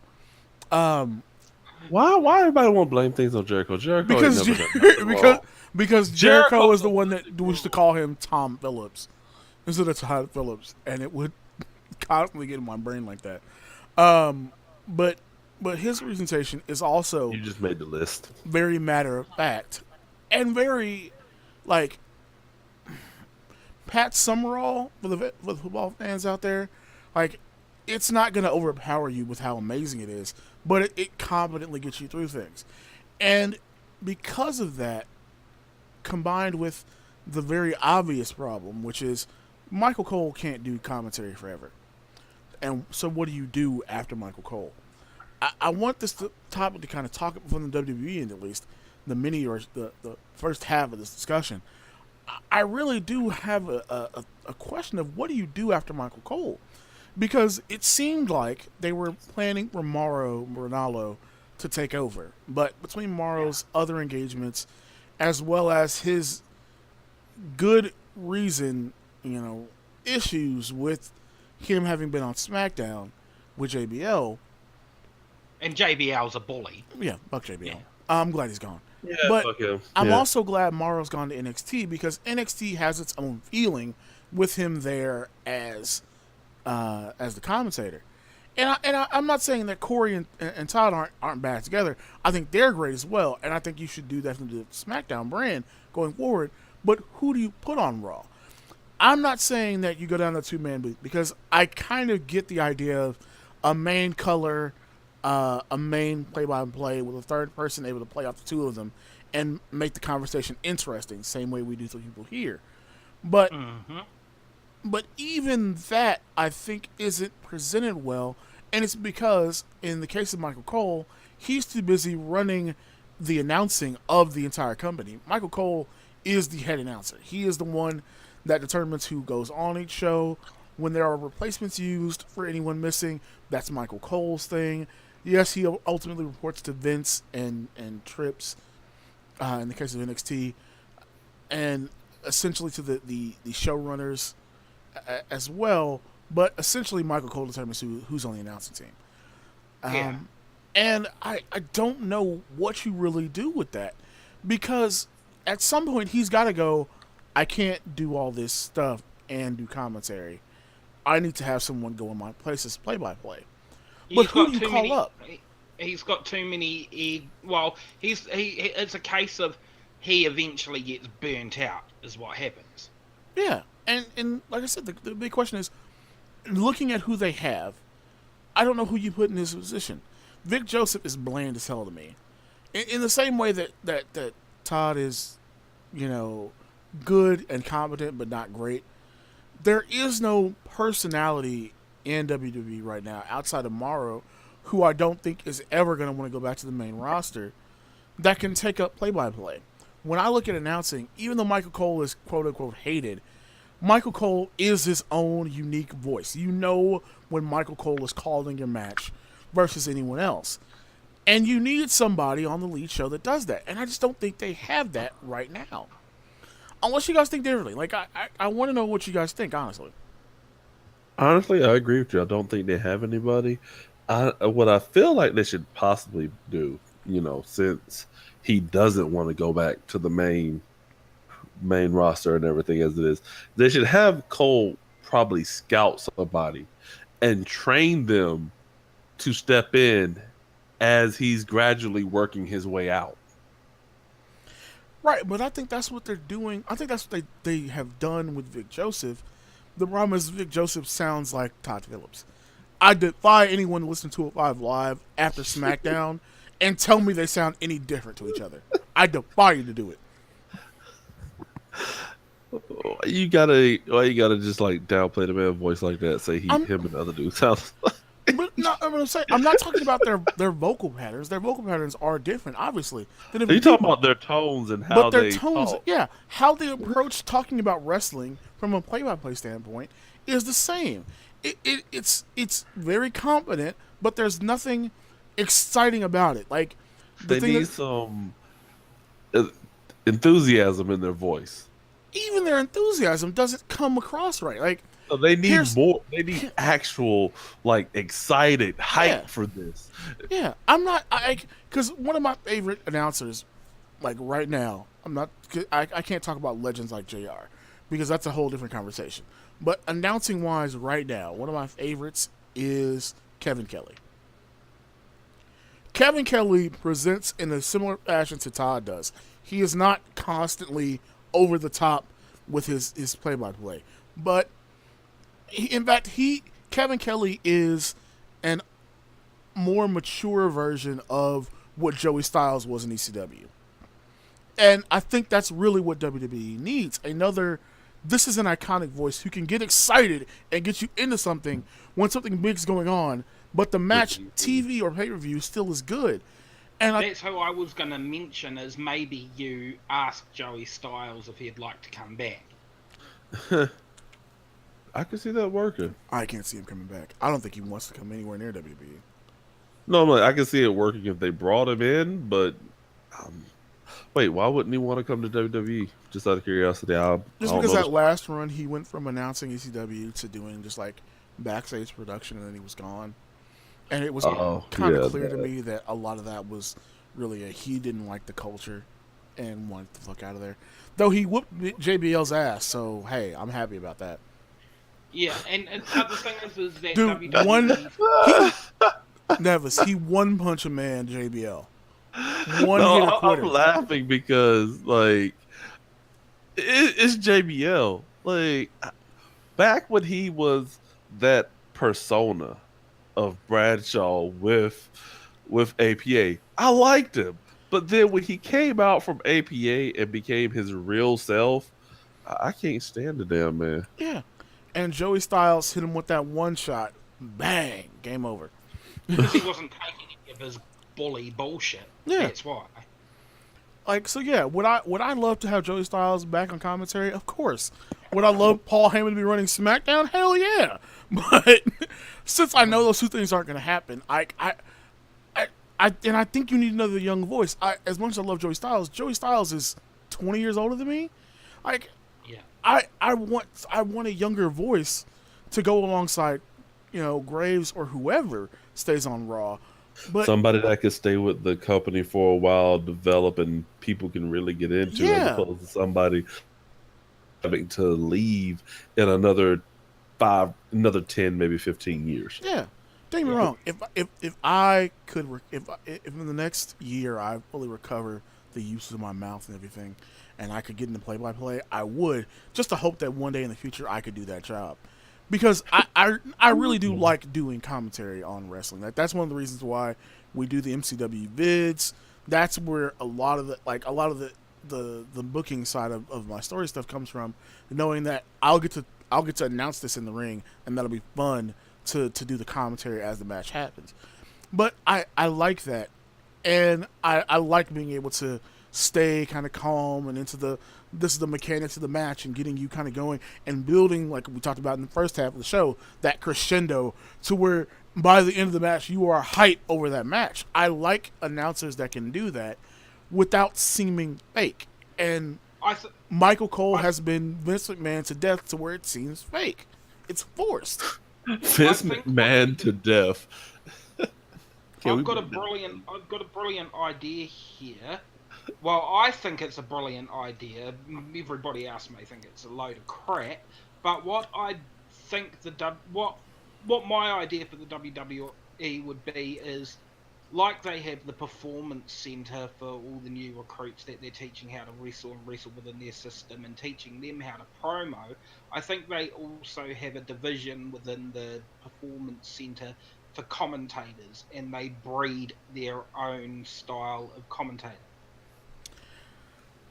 Yeah, I can see that working, because And I think to a certain degree that's what NXT's for, is to develop that as well. They just don't outright say they're at the Performance Center.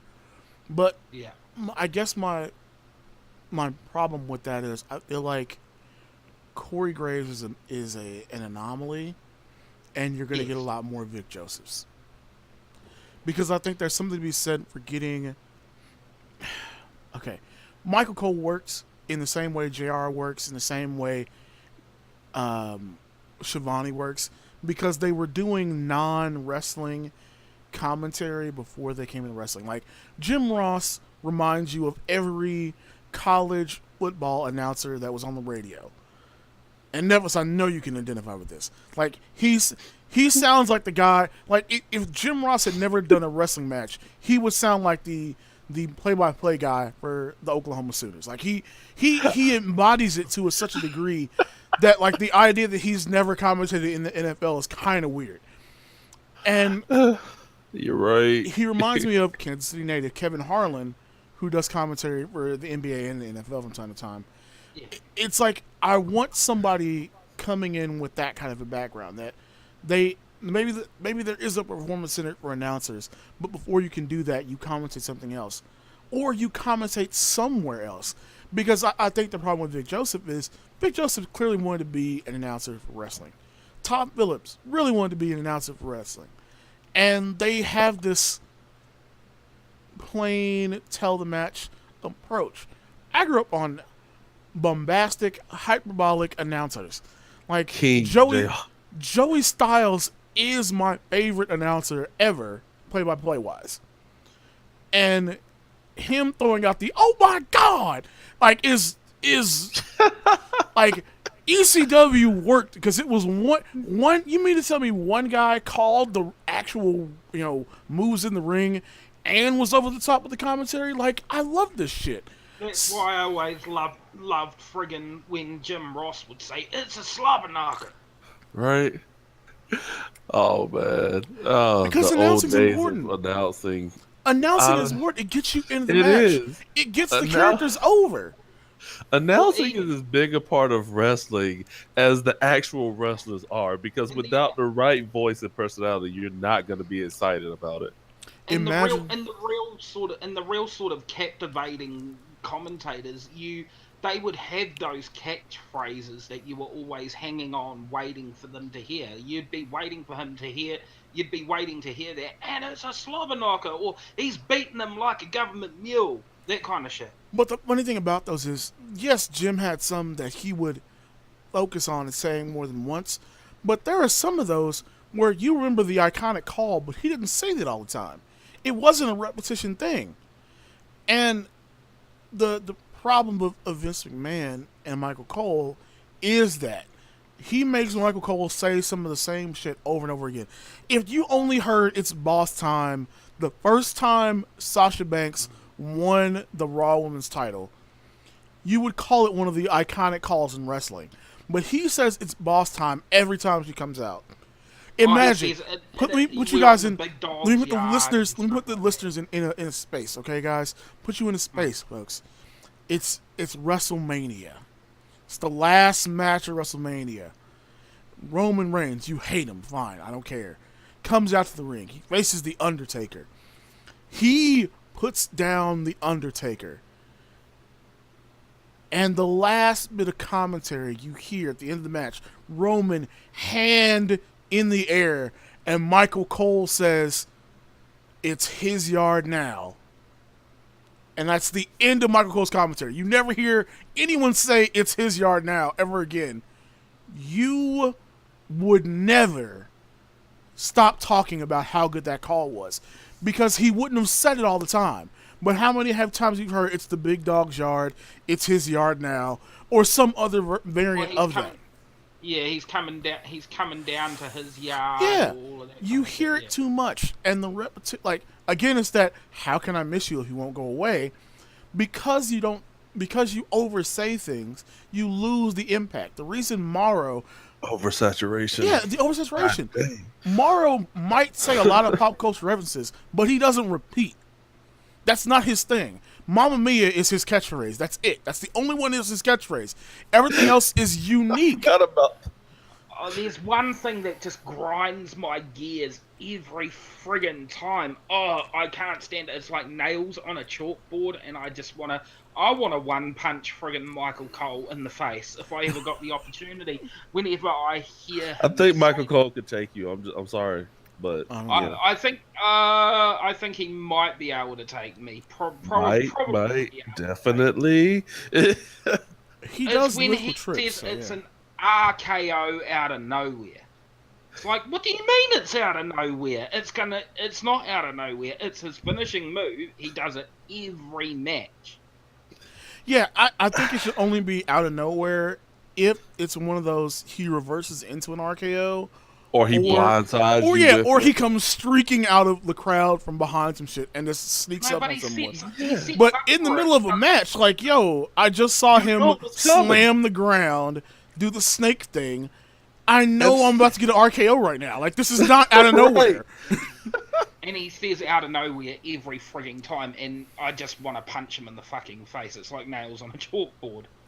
It really is. I can't stand it, and that's that oversaturation thing. If he had said that one time, that RKO out of nowhere, one time, and it really was a blindside RKO, I'd be talking about it for years to come. I'd be like, that move was incredible, and the way that he sold that on the commentary was incredible. But now it's like, yeah, I can't stand it. I really can't. And I wish he would just go away and stop saying it. And that brings me back to one of the things Nefas said. The announcing is just as important as the wrestling itself. And here's why it's really important. How do you know what a move's called if not for the announcing team? You don't.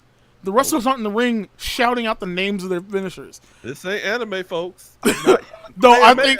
I think that would be hilarious if a wrestler's gimmick was that he announced every attack before he did it. Oh god! Can you imagine if every time The Rock got ready to do the people's elbow, as he set it up, he just yells "peoples" as he pulls off one armband, then gets ready to pull off the other elbow pad, like elbow. The fuck? It would be ridiculous, and no one would watch wrestling anymore. But No, they that's wouldn't. that's the whole thing. Like, you need the announcers to get things over. You need the announcers to get the storylines over, because sometimes there's action with no talking from a wrestler. Like, the idea that repetition can somehow make something get over is backward. No, uniqueness gets things over, and the announcers need to be unique in their presentation. I cannot tell the difference between a lot of announcers for some of these independent products that I watch. Excuse me. And that's because they try to emulate someone else's announcing style. Like, all right. So let me just say this as we get into the independents, because the independents are another area that I want to talk about. Booker T's reality of wrestling. He's got two guys that do his commentary that are not bad. But I legitimately thought when Vic Joseph started doing 205 Live that he was one of the two of them, because the two of them sound like him. I won't even deride him anymore. The two of them sound like two Vic Josephs talking to each other. even when they get excited, and they'll get excited during a match. But even when they get excited, it's a flat, uninteresting thing. Say what you will about my voice. I know so many people, and listen, ladies, every one of you that messages me saying you like my voice, I'm single, so feel free to, like, my phone number has not changed. You can get a hold of me. And you can hear this voice in person. Ladies and gentlemen, Matthew Valvinus. Hello, ladies. I mean, listen, there is a particular. I'm gonna start calling you. I'm gonna start calling you Ravishing Matt Williams now. I mean, there is a particular, woman who has an amazing, amazing voice. Her name is Dwayne Johnson. She sings amazingly, and she wished me well in my recovery, and I was like, "Yep, definitely gonna be fine. Definitely gonna get better. Got to see her in person." But in general, like my thing is, like, if you don't like my voice, if you do like my voice, it doesn't matter. You can tell the difference between me talking and everybody else in this podcast. You know how I sound. You know when I get excited. You can tell when one of us has an accent from New Zealand, so. Well, I mean, but discounting his accent, like, you can tell You can because still tell My pitch changes when I get excited about something. When I get angry about something, you can tell. You can tell when all of us get excited, Yeah. where our voices change noticeably, and We're we dynamic. And that's the thing. Like there's a dynamic range to everyone's voice, including yours, Nefas. Like, I'm gonna talk in this bass voice and try and get it going. Like, come on now. I absolutely hate my voice, so leave me alone. All right. Like when our first podcast, I sat there and every time I spoke, I cringed because I hate my voice. No, your voice is great. It's one of those things, man. Like we put so much on the wrestlers and we don't look at the announcing, and I think that's backward. I think the announcing is important. I mentioned Kevin Kelly earlier because I think as far as on the independent scene, Kevin Kelly is the best voice that's out there. Doing play-by-play. We're not going to get into color commentary because that's a way broader group. But I think he has the best approach. And I think, legitimately, I enjoy him doing commentary more than, well, obviously more than 90% of the WWE, but more than 90% of the commentary I've heard in other promotions. He does get excited, but he's measured. He builds to a crescendo in each match at a level that I don't think a lot of people grasp. And when they go back to watch the match again, they like. Somebody complained the other day about like not liking the American announcing team for New Japan, and that they only watch it with the Japanese commentary. And I was sitting there going like, that's a cultural thing. Because I would never say one is better than the other. I sometimes like watching New Japan with Japanese commentary. But it's usually after I've already watched the match, so I know I really know what I'm seeing. Yeah. There's a value to the Japanese commentary, being a non-Japanese speaker, that I like to get to. But there is, especially when Carino was his color guy, Kevin Kelly with Don Callis is still amazing. But with Carino, he was even better than that. And there is something to be said for this, like, give me an announcer who knows when to get excited, knows when to raise his voice, and makes me want to get more into what he's talking about, over an announcer that just tells me what's going on. Even if he's more detailed, even if he's been doing it longer, I want the guy who's going to make me excited about the next thing that's going to be said. And that's why I love watching NXT, is because I get to also hear Mauro talking about things. And he's super detailed, but he does that same thing. He builds to a crescendo and he gets more and more excited, and his voice raises, and to the point where when the match is building to its crescendo, Mauro's basically yelling at that point. Oh yeah. The Aleister Black match where he wins the title from Almas. They showed the video of Mauro during the match, and he is losing his fucking mind. He is one of wrestling's biggest marks that you ever did see. And he just gets to do it over the mic. which is one of the things, like, I think that makes his commentary unique. Joey Styles was a mechanic about the moves of a match, and that made his style unique. Michael Cole has a journalist's earnestness about his commentary, and that makes him unique. And Mauro's basically a fan. Mauro is a fan, and that fandom makes him unique. Because he does bring that same thing to his boxing commentary, to his MMA commentary. Mauro loves what he's seeing, and he only commentates on stuff he wants to see. Yeah. And I think that gives, like, JR loves the business, but JR also loves being a part of the business, and that's why he worked, because he understood getting people over. Jim Cornette, when Cornette would do color is okay, but Cornette doing play-by-play is very underrated, because Cornette knew how to get people over, and his old school Southern booking mentality in his commentary came across well. The few times Heyman had to do play-by-play, that being an owner of a company and having that extreme, street cred from doing ECW gave a different tone to his commentary. These are unique things about these individuals that give them stuff. And on the independent scene, I hear too many football commentators. I hear too many guys that wish they were on Monday Night Football. I don't want a traditional, bland, sports commentator Yeah. type person while I'm watching wrestling. That's just not good. It's one of those, okay, he's doing this, he's doing that, monotone kind of things. Because a lot of the sports commentators, unless they're the type to really get into it, it's I don't want to hear it. Yeah. That's why I think you should go, if you really want to go and recruit some commentators, it's a really unorthodox way of doing it, but do you know where I think you should recruit them from? Recruit them from Broadway. Go and get some Broadway actors that know the business of telling a story.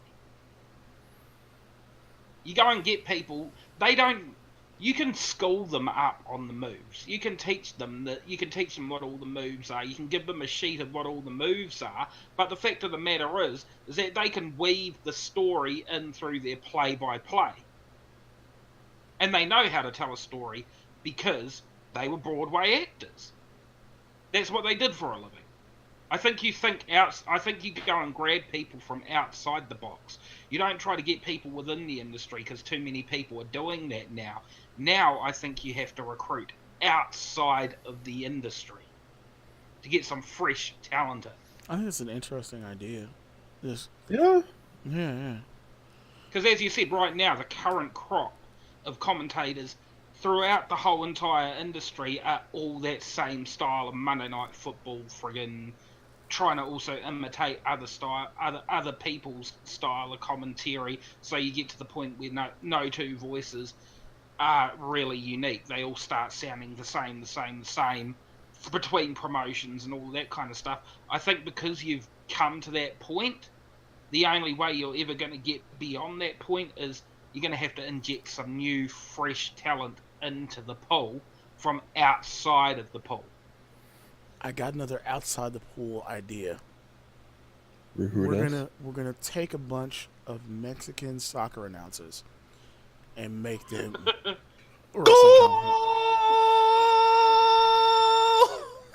Yeah. I had to do it. They hold that forever. Oh, But it is. I wonder how do they keep going. when I was a little bit more into like learning how to really hold notes like that long, it really is just like minimizing the run up. So I might take a quick set of breaths in the run up, take a giant breath, and then literally expel all the air as I'm saying whatever that word is to really give it the punch. That's why it can go so long. Yeah, but it's a training thing. If you just keep training it, you can get longer and longer. Yeah, man, that's really all. I wanted to end up the show. I don't want us to go too long. We're at like 2 hours right now. I wanted to talk about this announcement thing because I think you hit the nail on the head earlier. Like I said, Nefas, announcing is as important to the wrestling as the actual moves are, because how do you know what those moves are going to be? How do you understand? Like, you can see the visual story being told, but there is something lost being at a live event and not getting to hear the television commentary. Yeah. And there is something to be said for great announcing. Especially in a if you're just doing local stuff, if you don't have a TV, a pay-per-view, any kind of internet, presentation of your material, and you just don't need a commentary team because everything that goes on is just in the ring, fine, I understand. But I just think even in the space itself, commentary done well will add to the presentation. It makes you more interested. Getting the concept of whatever's going on over is as important as the move itself getting over. And I just don't think you can do that otherwise. But final thoughts, guys, because we're going to get out of here. So final thoughts, Nefas, you first, man. Well, I hope and I sincerely hope that the WWE finds some kind of balance and a better commentator to replace, well, a good commentator to replace Cole when he leaves, and also possibly have Vince McMahon step back and stop dictating what's said a little bit. That would be good. Let's just make hashtag McMahon to death a thing now. Okay. Oh Lord, Vince is really gonna come after me for TLP after this. Uh, Send Vince to my door. I'll suplex the old man to death. Oh, Oh this no, is no, no, no, Nefas. man! I think you ain't got I don't think you've got an outside chance. I think Vince McMahon. I don't know, takes Matt. you. You don't. You've never seen me in real life. You don't know what I got. But we'll I talk know after Vince this. McMahon is. I know Vince McMahon is jacked. Yeah, but he's Yeah, also because of 70. steroids. He's also 74. So you got to give at least some range to the younger man on that one. But Matty, man, seriously, I think we have a screw attack death battle between between you Nefas two. and We Vince weigh up McMahon. pros. I'm gonna hit him with my throwing hatchet. I'm just letting you know. So Matty, final thoughts, man. Final thoughts. WWE, can you please give Corey Graves some slack? You work that man to death, and you're gonna lose him. You have a phenomenal anomaly of a talent in your roster, and I get it, you're capitalizing on it, that's why you put him everywhere. But you don't want to run the risk, even though he is unique, that uniqueness and that anomaly factor soon starts to run the gamut when you oversaturate the market with Corey Graves. As interesting as he is, you don't want to oversaturate the market. And my other final thought, hashtag fuck JBL. Well, there you go. So, folks, we're going to get out of here. We're going to see you next time on the booking committee. Coming up next time, we're going to actually introduce our actual format. We wanted to get this to kind of get you guys into us. The show won't actually always be 2 hours. It may go 2 hours because when we get to discussing stuff, this could go long. But we are going to actually be doing these at the same time, showing you guys some cool stuff with a game that I've been introducing these guys to, and that's Total Extreme Warfare, where you get to actually be the booker and book the whole promotion. So that's where we're getting the booking committee name from. We're going to be talking about more wrestling concepts, moving that stuff in, and just coming back to you with more good quality stuff. Like I said, we'll never be a recap show, but we will mention things that are important when they happen. So, of course, speedy recovery to Hiromu Takahashi after what was a stellar match and a truly terrifying injury. We wish you nothing but the best, man. And, of course, to all of our friends out there who are wrestlers, I want to give a quick congratulations to Adam Mayhem, who just won the H title on behalf of the Friendoverse. Friendo Force, baby. Yeah. Yeah. But Adam Mayhem will be appearing in MCW at some point. We'll let you know when that happens. Be looking forward to more from, of course, the Redemption, a TEOP story coming out soon. Obviously, if you're listening to this, you've already seen the first episode that came out earlier this week / Sunday. And be on the lookout for the next episode of the Ruthless Club coming up here soon as well. We will tell you more about the topic we're going to talk about with that here soon as well. But for everyone here, Matty B, Nefas, and of course everyone at 314 Publishing, Imperial Dreams Productions, Words Don't Do It Justice, WeekendLife.com, The Nox Empire, Cheater's Guide to the Universe, and of course all of our friends over at Back in the Deck Productions and the Midnight Chat Attack. I am the Ruthless Wonder, not a Ruthless Wonder, and we will see you next time. Bye-bye.